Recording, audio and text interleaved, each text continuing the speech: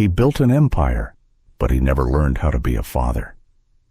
What happens when the man who spent his life chasing power returns to find the one thing he never expected: a child who looks just like him, but doesn't even know his name?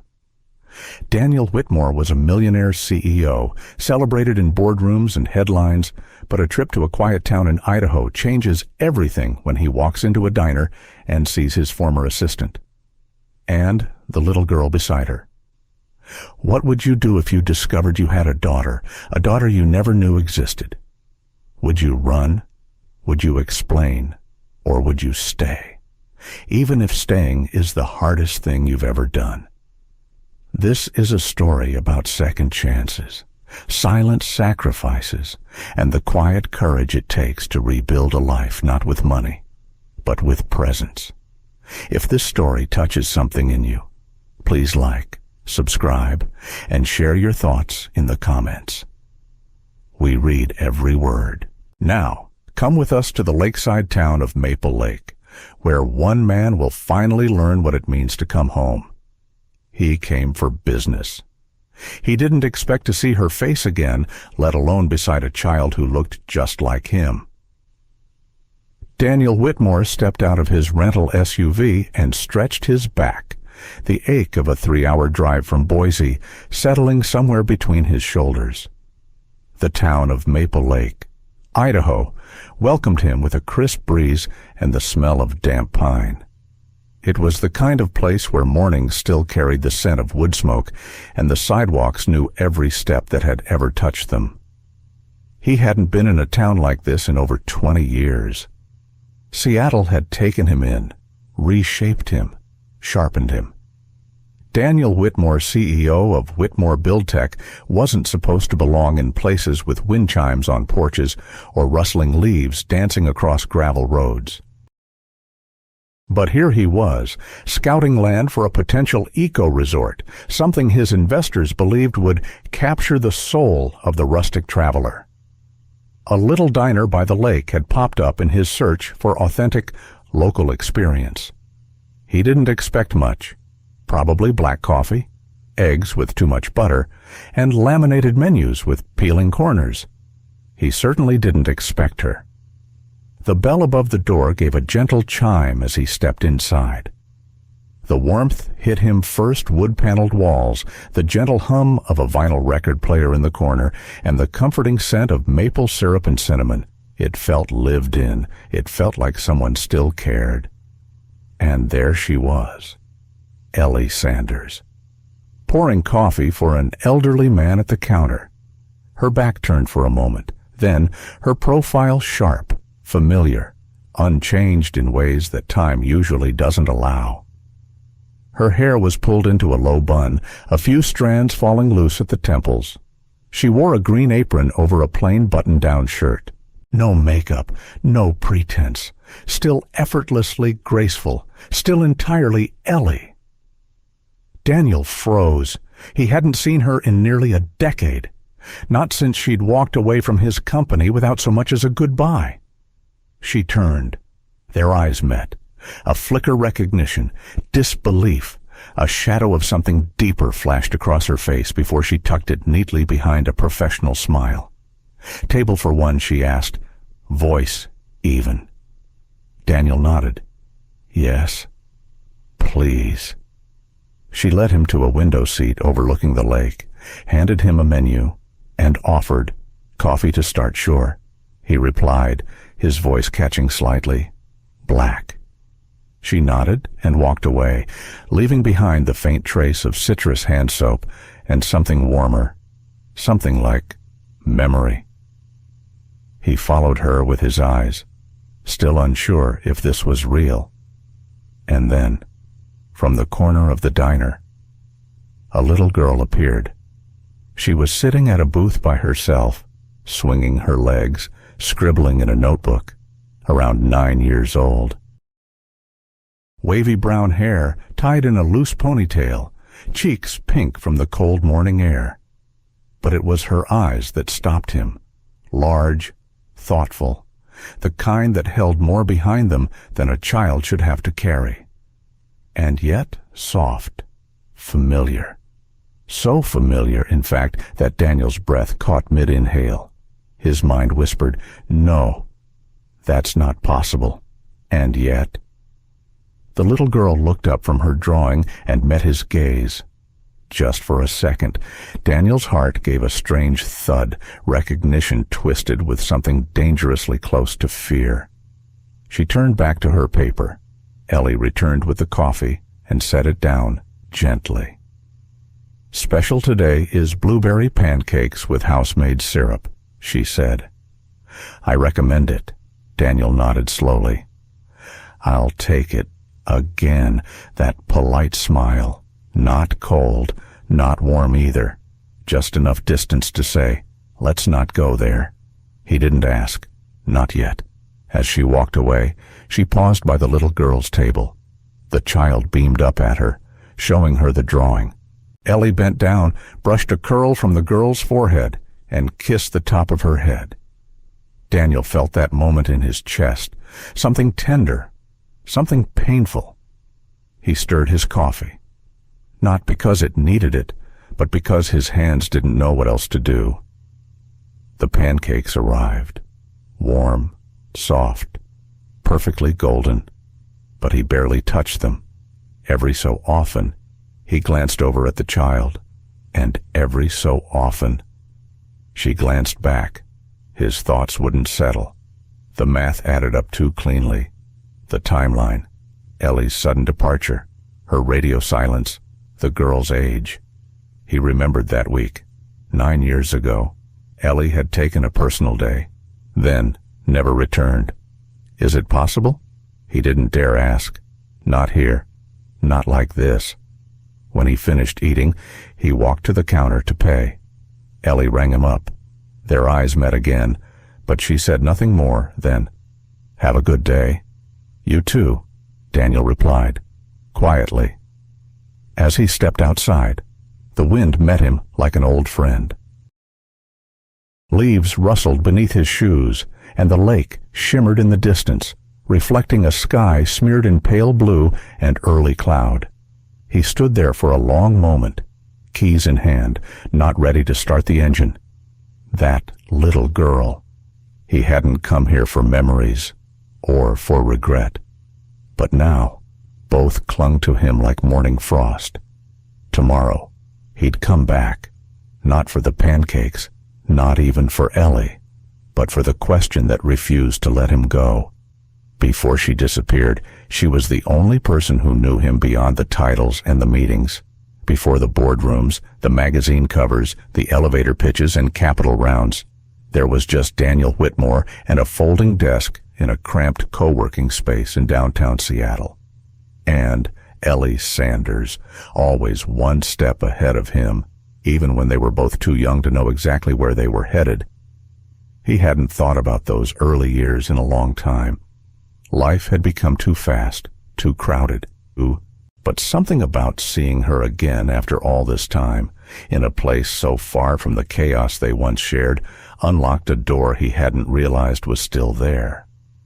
Back then, she was 25, fresh out of business school, but with an instinct for organization that no resume could capture.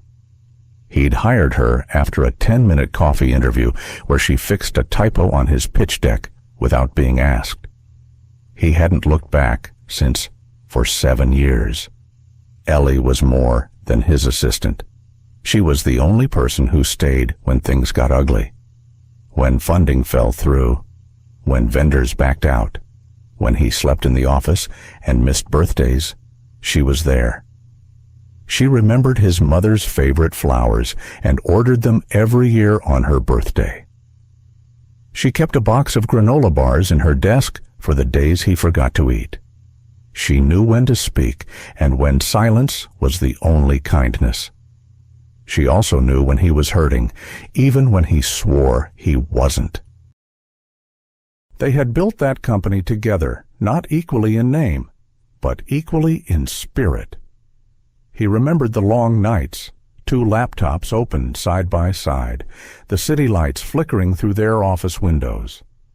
Sometimes they worked in silence, Other times an easy conversation that wandered far from spreadsheets. There were takeout boxes on the floor and half-drunk cups of tea. There were jokes she could make that no one else would dare. There were glances that lingered just a beat too long. Daniel had known, even then, that something real had been growing in the quiet spaces between them. But he had also known the rules he'd made for himself. No personal distractions. No entanglements. Love was a risk, and risk had no place in the empire he was building. He was chasing legacy, not intimacy, control, not vulnerability. And so he kept his distance. Every time she laughed too long at his jokes, he buried the warmth. Every time he saw exhaustion in her eyes, he offered more work instead of rest. He had learned how to want something deeply and still pretend he didn't. Then, one morning, just like that, she was gone. No farewell lunch, no 2 weeks' notice, just a short email to HR and an empty desk the next day. He remembered walking into the office, seeing her chair pushed in, her favorite pen gone, and thinking she wouldn't leave like this. But she had. He told himself he was too busy to dwell on it, that the timing was inconvenient, that she must have found something better. But underneath all those excuses, he knew the truth. She left because he gave her no reason to stay. The memory hit harder now. Sitting in his quiet hotel room in Maple Lake, looking out at a view that was all trees and water and no cell service. He remembered the last day she'd been in the office, a big investor meeting. She'd worn that navy blue dress she only pulled out for important events. She looked nervous. No, not nervous. Sad. He'd been too wrapped up in the presentation to notice the way her voice caught at the end of a sentence, the way she lingered in the doorway a second longer than usual. He'd meant to call her afterward, to check in, maybe even apologize. But the meeting ran long. Then another one started. Then a crisis hit in logistics, and by the time he looked up again, it had been 3 days, and Ellie was already gone. He let out a slow breath, pinching the bridge of his nose. 9 years. 9 years since that moment, and yet the shame of it still sat in his chest like a weight that refused to dissolve. What else did I miss back then? That question had started as a whisper. Now it throbbed like a drumbeat under his ribs. It wasn't just Ellie. He had missed birthdays, friends' weddings. His father's funeral was a blur between meetings. He'd built something magnificent, yes, but how many pieces of his life had been left behind in the process? The little girl's face flashed in his mind again. Her eyes. The way she tilted her head, just like he did when he was thinking. He didn't know yet what the truth was, but his instincts were no longer sleeping. Ellie had once known him better than anyone, and she had walked away carrying a silence that now echoed louder than any memory.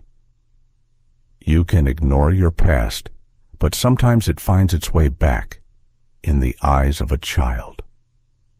The next morning, Daniel returned to the diner earlier than before. The mist was still lifting off the lake, and the parking lot held only a few trucks, likely locals, grabbing breakfast before a day of honest work. He had barely slept. The quiet of the hotel room had been too loud. The silence of unanswered questions refused to leave him alone. He stepped inside. The same soft bell above the door chimed. The same smell of warm maple and fresh coffee wrapped around him like a familiar song. Ellie was behind the counter, speaking with a waitress. Her face turned toward him out of habit, and for a moment, just a flicker. Her expression softened before she smoothed it into something unreadable.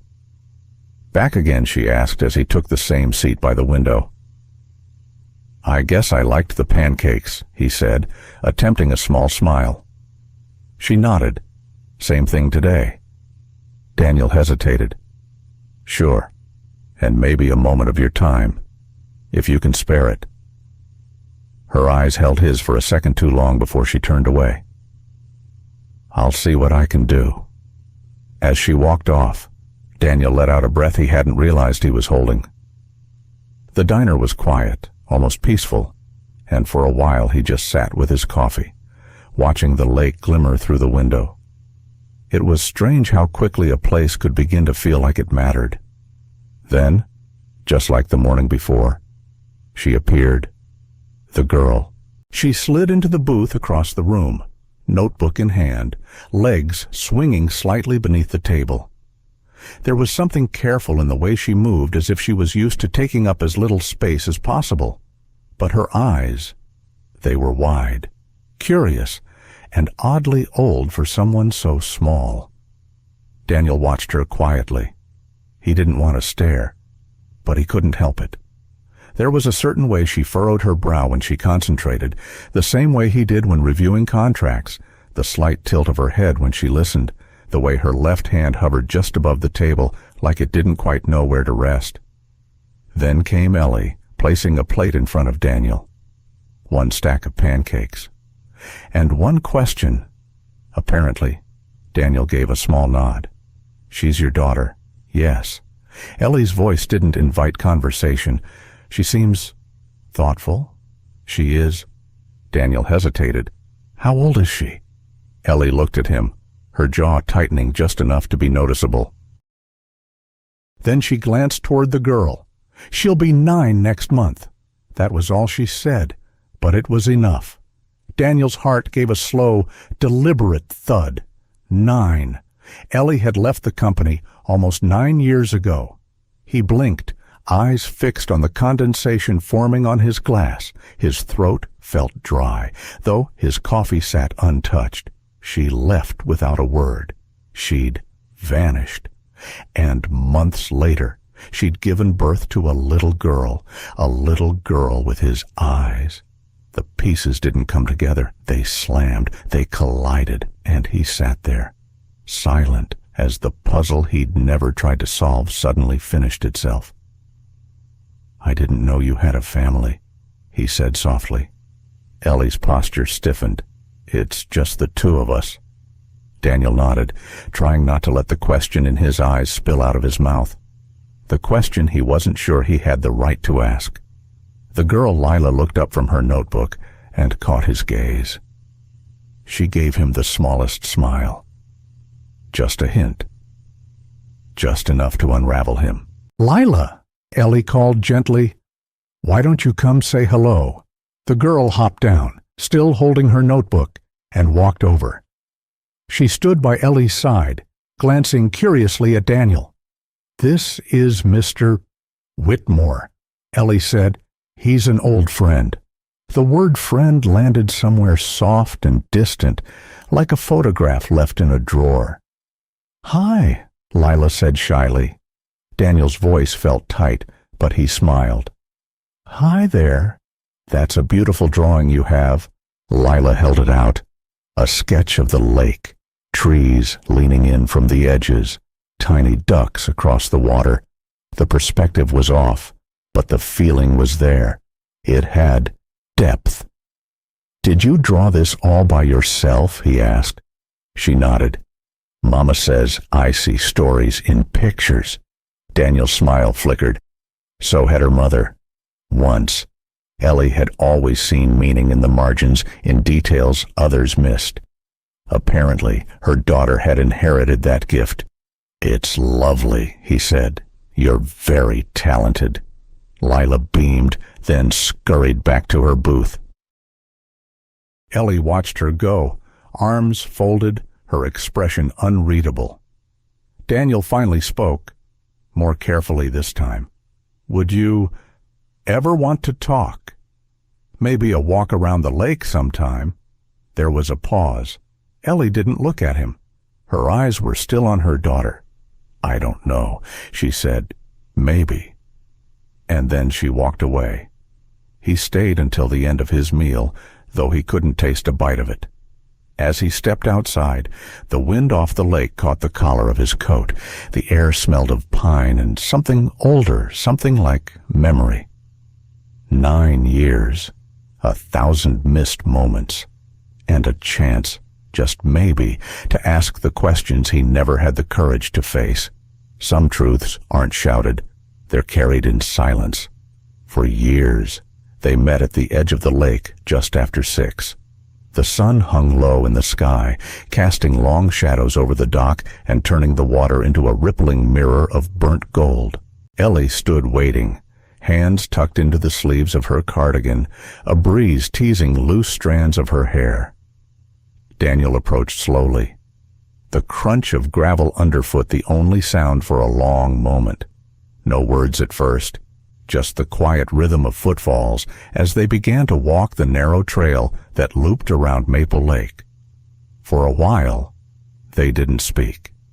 And that silence wasn't empty. It was dense, full of memory, full of questions neither of them knew how to ask.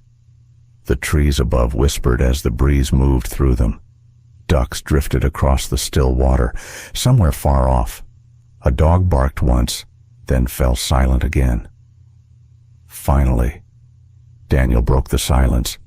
"She's special," he said softly. "Lila." Ellie didn't stop walking, but her shoulders shifted ever so slightly. "She is. She looks a lot like you," he offered.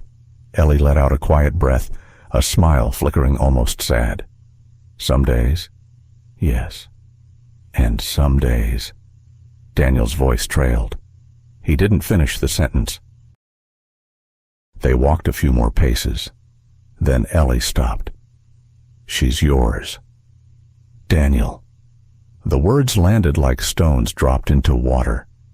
Quiet, simple, but deep enough to drown in. Daniel turned toward her. His mouth opened, then closed, his mind struggling to catch up to what his heart had already suspected.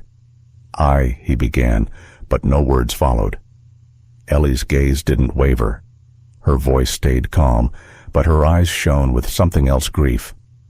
"Maybe, or exhaustion. I found out I was pregnant 2 months after I left the company," she said.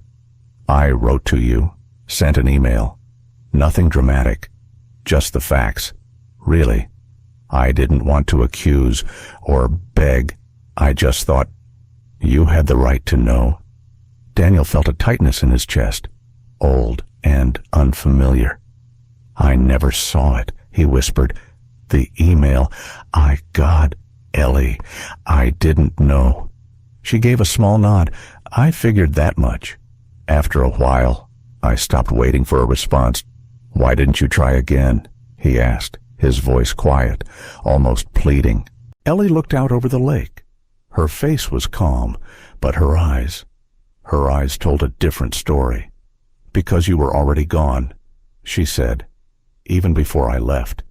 You were somewhere else, building something bigger than either of us. And she paused, steadying her breath. "I didn't want to be the thing that pulled you back." Daniel looked down at the dirt path beneath them.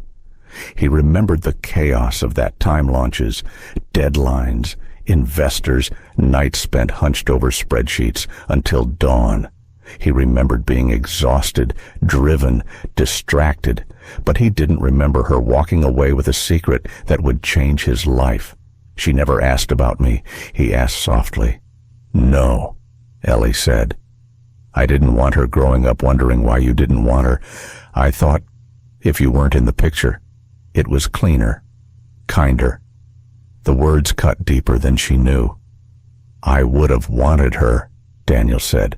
"I would have." His voice cracked. "I missed everything." He turned away, rubbing a hand over his face. The wind had picked up, bringing with it the scent of pine needles and lake water. The air felt suddenly colder. I missed her first steps, her first words, the way she holds a pencil, her bedtime stories. 9 years she's still here. Ellie interrupted gently. "And so are you." Daniel met her eyes again, and for a moment, neither of them said anything. There was no blame in her voice, no anger, just truth. And he realized that was what hurt most. She hadn't kept Lila from him to punish him. She had done it to protect their daughter and maybe to protect herself. "I want to know her," Daniel said at last. His voice was quiet, but it didn't waver. Ellie studied him for a moment. She didn't smile. She didn't cry. She just nodded once, like she'd been waiting for him to say that. The wind rustled the leaves above them. Somewhere on the other side of the lake, a loon called out, low and haunting. They kept walking, side by side. Not quite close enough to touch, but close enough for something to begin again. Not forgiveness. Not yet. But maybe a second chance. How do you talk to your child when she doesn't even know who you are? Daniel returned to the diner every morning. He didn't make a scene. He didn't bring flowers or ask for long talks. He just showed up quietly, consistently, always sitting at the same table near the window, always ordering the same thing. And Lila, she was always there, too. Some mornings, she sat alone with her sketchbook, legs swinging under the table. Other times, she helped fold napkins behind the counter or ran small plates to the tables like a proud little waitress in training. Daniel never said too much.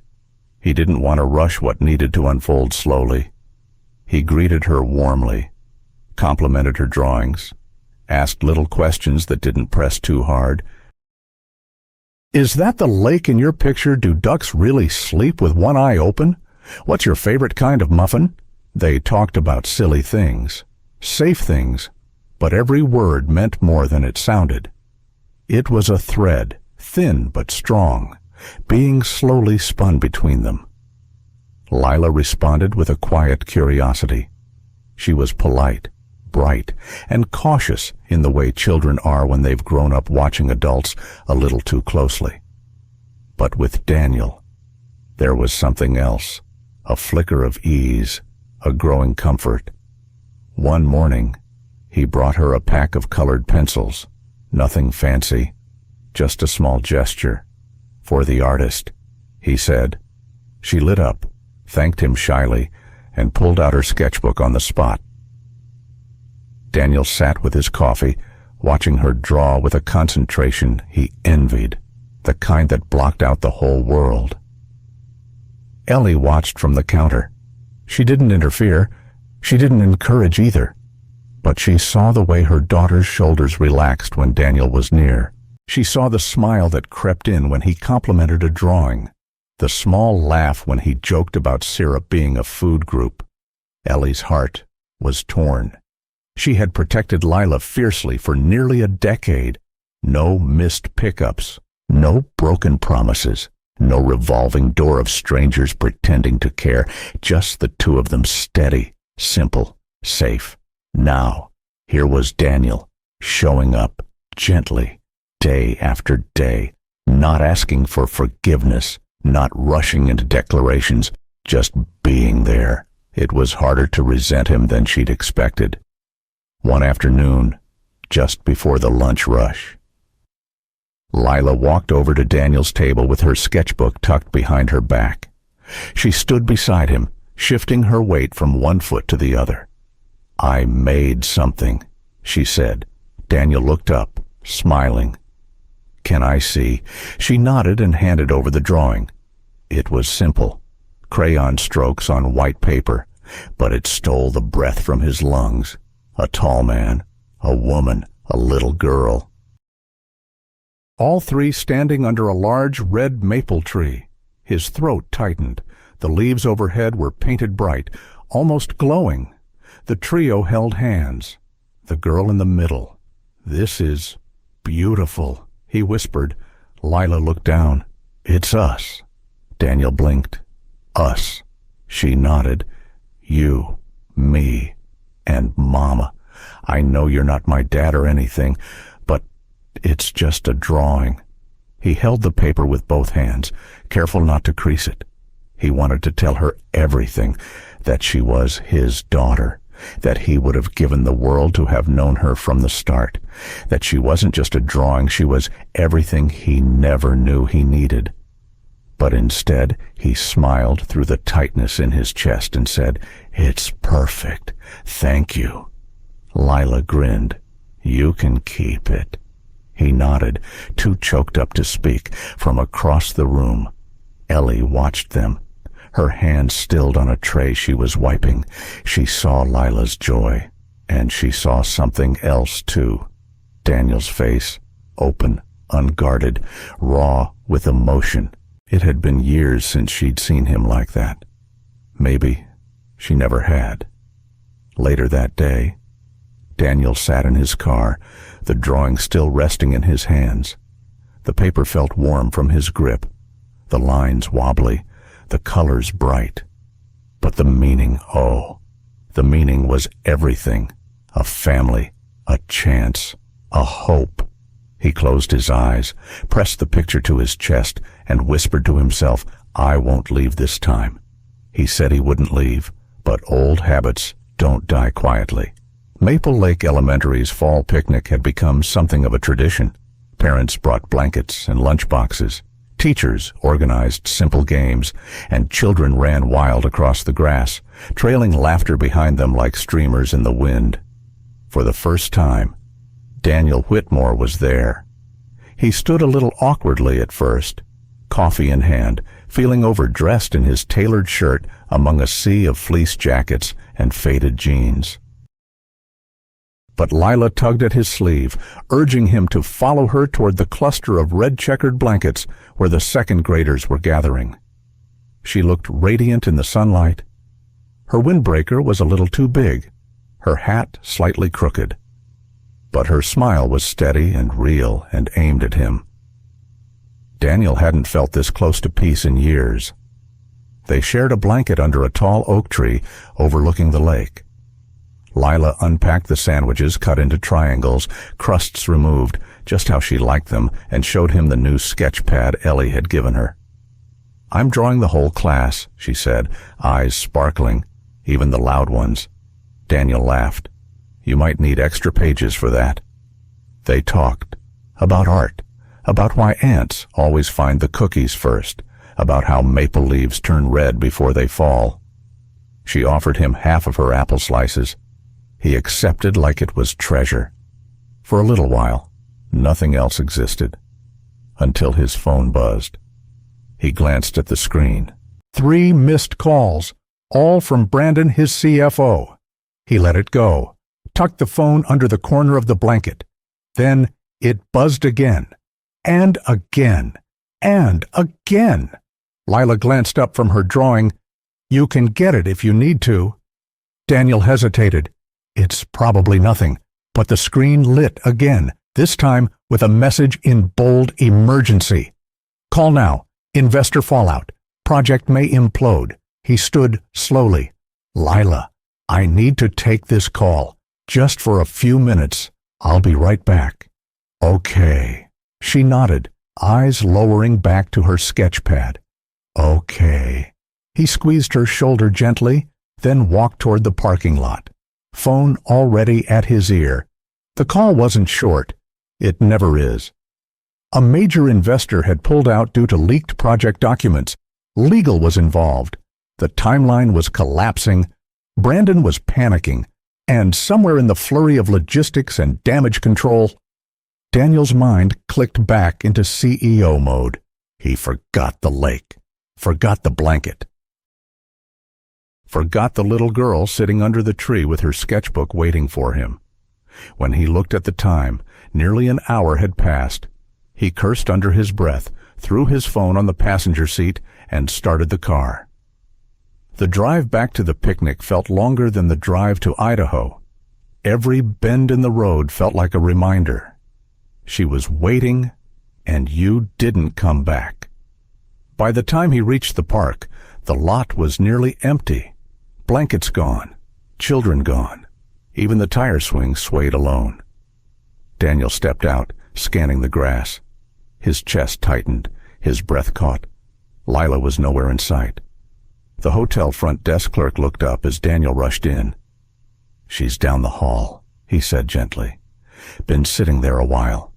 Daniel turned the corner and stopped. Lila was curled up on the bench outside the conference room, her backpack still on, her drawing pad in her lap, her ball cap tilted sideways. She looked up as he approached, but her expression didn't change. "Lila," he said, kneeling beside her. "I'm so sorry. I got pulled into something, and She didn't interrupt. She didn't look angry. She just said, very quietly, "He's not coming back." It wasn't a tantrum, not even sadness. Really, it was resignation, like something inside her had simply closed its door. Daniel's hands hovered in the air, uncertain. "I came back. I lost track of time. I didn't mean to." She stood up, brushing off her jacket. "Mom's coming." And she walked toward the lobby doors without another word. Daniel sat there, still crouched, the hallway spinning just slightly. 15 minutes later, there was a knock at his door, not gentle, not hesitant. It was sharp, firm, unforgiving. He opened it to find Ellie standing there, arms crossed, her face unreadable. No words were exchanged. Not yet. But the silence said everything. Some wounds aren't from what was said, but from the silence that followed. Ellie stood in the doorway of Daniel's hotel room, arms crossed, back straight, her expression unreadable except for the tightness around her eyes. She didn't wait for him to invite her in. She stepped past him, her boots clicking against the polished floor. The door clicked shut behind them. Daniel stood still, the space between them full of things they had never said, some too old to matter, some too raw to touch. She didn't speak right away. Instead, she turned toward the window, arms still folded, as if steadying herself against what she was about to say. Then came the words, low, controlled, devastating. She waited. For 3 hours. Daniel flinched, just slightly.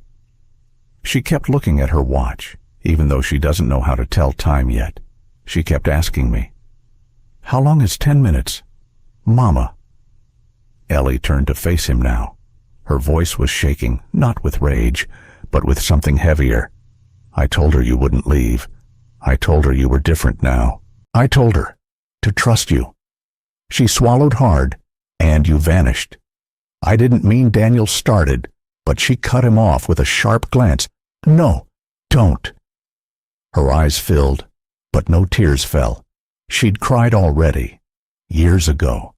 Tonight, she was steel. This wasn't just about you forgetting lunch plans.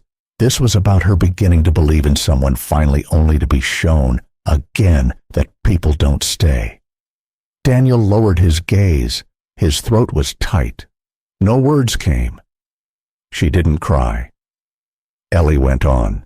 She didn't scream or throw a fit. "Do you know what she did?" She stepped forward, her voice now almost a whisper. She sat there on that bench, like she'd always known it would end this way. Daniel's breath caught. Ellie's next words were softer still, but they landed like thunder. "You made her believe you'd show up. You told her you wanted to know her. And then you left. Just like that. I got pulled into something urgent," he said. Finally, "It wasn't intentional. I thought I'd be back in 10 minutes. "Stop," she said again. "This isn't about intentions. This is about impact." The room felt colder, or maybe it was just him. "I know your world is full of people who move fast and break things," Ellie said. "I know you're used to chasing what's next. But Lila isn't a business deal. She's a child. She's your child." Daniel opened his mouth, closed it again. He had no defense, not one that mattered. "You want to know what broke me the most?" Ellie asked, her voice finally cracking. It wasn't you disappearing. It was hearing her say, "I guess he changed his mind." Silence. Not the peaceful kind, the kind that screams. And then Ellie looked him in the eye, really looked. "Do you even know what it means to be a father?" Daniel. It wasn't said with bitterness. It was honest, brutally so. And Daniel, standing in a hotel room that now felt colder than any boardroom, realized he didn't have an answer. He wanted to say yes. He wanted to promise he could learn. But promises had already lost their weight. So instead, he just said, "I'm sorry." 2 words. Too late. Ellie looked away. "I thought you might be," she said. But that doesn't change what Lila felt, or what she now believes about people. She walked toward the door, paused. "I let you in because I thought maybe we could rewrite the story. I didn't expect perfection, but I expected presence." And then she left. Daniel didn't sleep that night. He sat by the window, watching the lake turn dark, and then silver again under the early dawn light. His suitcase lay open beside the bed, untouched. But he knew what he was going to do. Later that morning, as the mist rose over Maple Lake, Daniel drove out of town without a word. He didn't say goodbye. He didn't knock on Ellie's door. He didn't try to explain again, because maybe leaving quietly felt like the only thing he could do that wouldn't cause more damage. Back at the house, Ellie stood by the window, watching a car disappear down the road. Her arms were wrapped tightly around herself, not for warmth, but for strength. She didn't cry. Not this time. Because some part of her had known, sometimes, to choose family. You have to let go of the empire you built. Daniel returned to Seattle on a red-eye flight, landing just as the city was stretching awake. The skyline, still wrapped in morning fog, shimmered under soft drizzle. It was exactly as he remembered it, but somehow it no longer felt like home. The car service waited at the terminal. The driver, cheerful and familiar, asked how Idaho had been. Daniel offered a polite nod, a vague response. He didn't mention the lake, or the child, or the fact that somewhere between Maple Lake and the runway, his heart had cracked open. He stepped back into his apartment, a sleek, modern space overlooking Puget Sound, floor-to-ceiling windows, smart lighting, walls that had never heard a child's laugh. The silence was too clean, too curated, too empty. He unpacked his duffel slowly, moving through muscle memory. But his hand stalled when he reached the drawing tucked between his folded shirts, Lila's sketch, the red maple tree, 3 stick figures beneath it, holding hands. He didn't put it on the fridge. He placed it on his nightstand, right beside the alarm clock he suddenly hated. Work swallowed him the next morning, just like always. Emails, meetings, crisis calls. His name still carried weight. His decisions still moved markets. But something had shifted. He sat in a strategy session, the skyline sprawling behind him, while Brandon, his CFO, clicked through a deck of projected growth. Texas was next, a 400-acre development that would require his full presence, months of travel, late nights, investor dinners, the same cycle, just with more zeros. He was supposed to be excited. Instead, Daniel stared at the screen as Brandon's voice faded into static. He saw Lila's eyes instead, her voice quiet and steady. "He's not coming back." She hadn't cried. That was what haunted him most.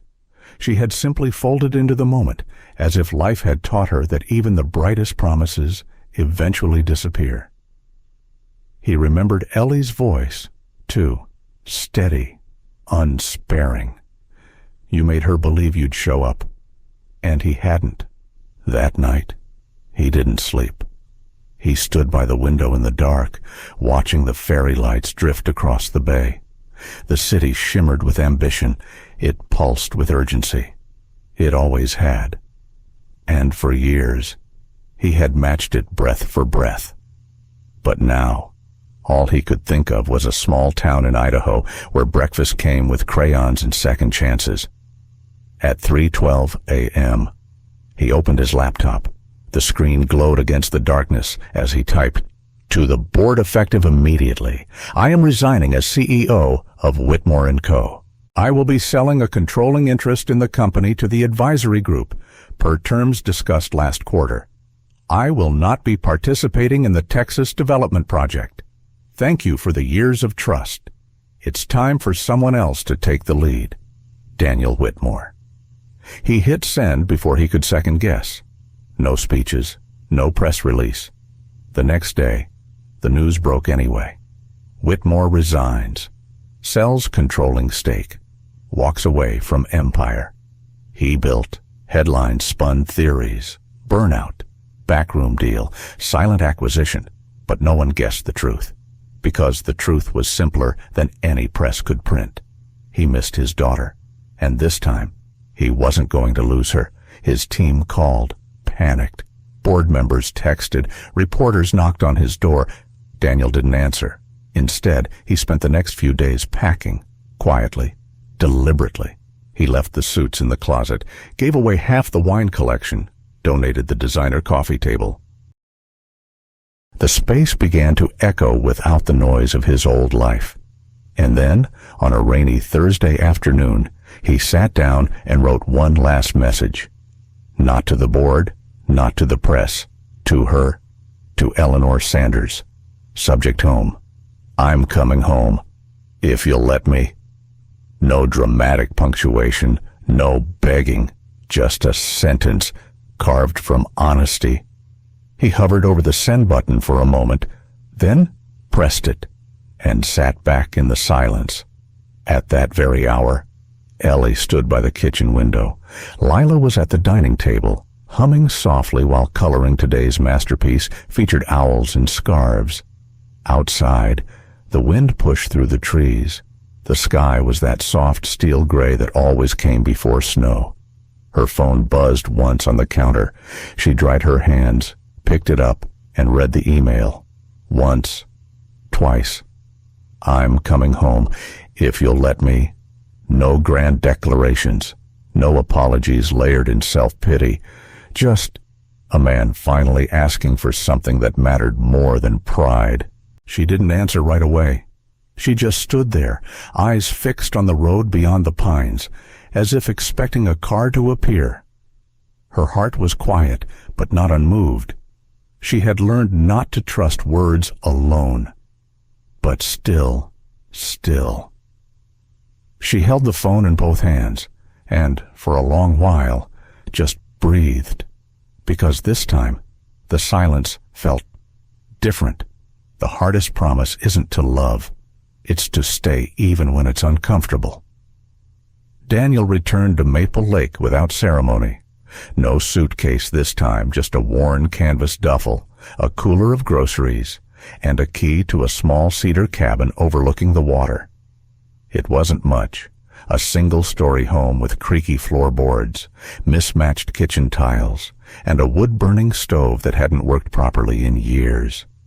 But it was close. Close to the diner, close to Ellie, close to Lila. And for the first time in decades, that was exactly where Daniel wanted to be. He didn't rush. He didn't ask Ellie for a second chance. Didn't show up with flowers or speeches or apologies reheated from the past. Instead, he showed up at 6:15 every morning with a clean thermos and a quiet offer. Need help with prep. Some days she nodded. Some days she didn't. But he came anyway. He learned how to slice onions without crying, how to refill the syrup jugs without spilling, how to fix the squeaky hinge on the kitchen door. And slowly. Ellie stopped flinching when she saw him standing there. At 7:45 sharp, he walked Lila to school. He didn't take her hand at first. She held her backpack tight, eyes on the sidewalk, talking mostly about science projects and lunchroom drama. But over time, she started asking questions. Did you ever ride the school bus? What's your favorite constellation? Do all grown-ups get tired at the same time every day? He answered as best he could. Once, She surprised him by slipping her hand into his without a word. They walked 2 blocks like that, just 2, but he remembered every step. Afternoons were slower. Daniel read on the porch, walked by the lake, chopped firewood even when he didn't need it. The stillness was new, unfamiliar, but it felt like breathing after holding his breath for too long. He didn't see Lila every day, didn't try to force it, but sometimes she'd appear with a drawing, or a question, or just to sit beside him while he peeled apples for pie. He didn't speak much on those afternoons. He'd learned that presence speaks louder than promises. One evening, near the end of October, Ellie called. It wasn't dramatic. Just a quick ask. Lila's teacher had an emergency. Could he pick her up from after-school art club? He said yes. She was waiting near the front doors, swinging her lunchbox like a pendulum. When she saw him, her face lit up, not wide-eyed surprise, but something quieter. Familiarity. Trust. "Hey," he said. "Hey." She echoed and fell into step beside him. They didn't talk much on the walk home. The sun was setting. Maple leaves crunched beneath their feet. Daniel noticed how the streetlights flickered on one by one, like stars in the neighborhood sky. When they reached the cabin, she walked in ahead of him, dropped her backpack near the couch, and disappeared down the hall. He made tea, lit a few candles, started to slice apples again. And then he heard it. Quick footsteps, a rush of breath, then arms flung tight around his middle. Daddy. The word hit him like thunder in a quiet room. He froze, knife in hand, breath caught, eyes wide. Lila, but she didn't let go. Her small arms were warm, solid, real, her cheek pressed against his chest, and something inside Daniel cracked open. He dropped the knife, wrapped his arms around her, and held her like she might vanish. A tear slipped down his cheek, then another. He didn't wipe them away. Because for the first time since she was born, he allowed himself to say it in the privacy of his heart. I'm her father. Not in name, not in theory, but in truth. Across the street, Ellie stood in her kitchen, mug of tea in hand. Through the soft glow of the window, she saw the movement inside the cabin, the brief, unmistakable moment of their embrace. She didn't move, didn't knock, didn't interrupt, but her hand tightened slightly around the mug. And for the first time in weeks, the tears that came didn't burn. They softened. Because sometimes the heart breaks from absence, and sometimes it breaks open. He once built towers. Now he builds pancakes and evening stories, and it's enough. The snow came early that year. By mid-November, Maple Lake was already laced with frost and trimmed in white. The pine trees stood tall and silent, wrapped in their wintry coats. Smoke curled from chimneys. Footsteps crunched lightly on narrow town roads. And in a small cabin near the water's edge, Daniel Whitmore was learning how to live a new life, not a louder life, not a richer one, but a life that mattered. He rose each morning before the sun. The old floorboards creaked under his slippers. He'd light the fire, grind coffee beans by hand, and pour 2 cups, one for him, one he'd walk across the road to the diner. Ellie never asked for it, but she never said no. Sometimes they'd talk, sometimes not. Some mornings were filled with quiet glances and the scraping of spatulas against pans. Other mornings came with soft laughter and stories of Lila's newest science obsession. Daniel didn't push, didn't pry. He was just there, and that, in itself, was new. Each weekday, he walked Lila to school. She still wore that knitted bear cap, faded now, stretched from use, and sometimes skipped every 3rd step on the sidewalk, humming a song she never quite finished. He carried her backpack when she asked, let her carry it when she didn't. They had their rituals now, counting how many squirrels they saw, guessing the temperature by breath clouds, arguing playfully over whether breakfast sandwiches were better with ketchup. She didn't call him Daddy every day. She didn't have to. It was in the way she looked for him first at school pickup, in the way she slipped her hand into his when traffic passed, in the way she said, "Are you staying for dinner?" like it was more invitation than question. And he always said yes.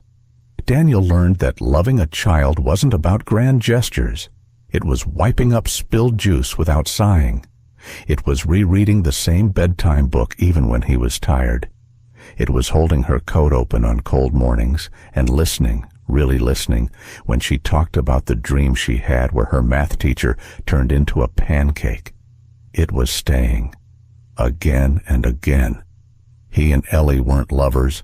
Not yet. Maybe not ever. But there were long looks over cups of tea, soft silences between errands, small moments that felt like healing. One evening, as they closed up the diner, she reached for his hand, just for a second. He didn't squeeze it, didn't say a word, but he didn't let go either. And that was enough. The town had grown used to him now. He wasn't the CEO from Seattle anymore. He was the man who shoveled the sidewalk before the bakery opened, who helped Coach Wiggins set up bleachers before school games, who bought firewood in bulk and gave half away to the elderly woman 3 cabins down. He had money. Sure. But that wasn't what people saw. They saw the man who showed up and stayed.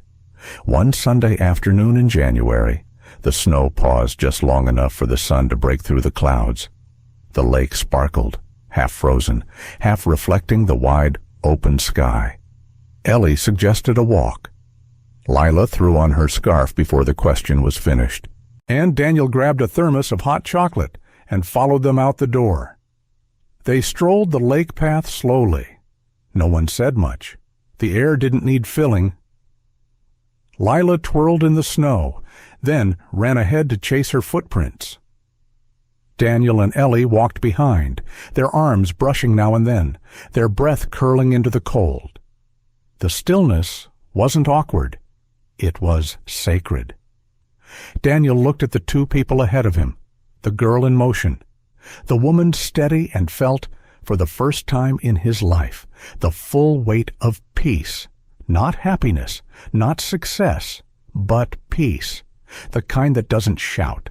The kind that sits quietly inside your chest and says, "This is where you belong." That evening, back at the cabin, Lila's sketchbook lay open on the table. Daniel noticed a new drawing. 3 figures, like always.